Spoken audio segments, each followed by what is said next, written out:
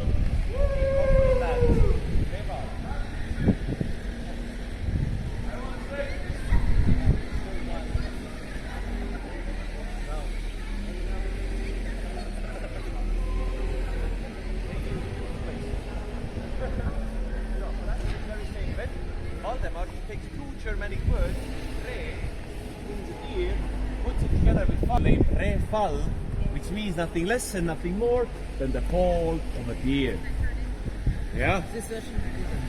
Excellent. It seems I am still of use. So deer fall. And this town is a merchant town. But tell me, ladies and lords, you know who a merchant is. What do they do? buy, they sell, they count money. Very good.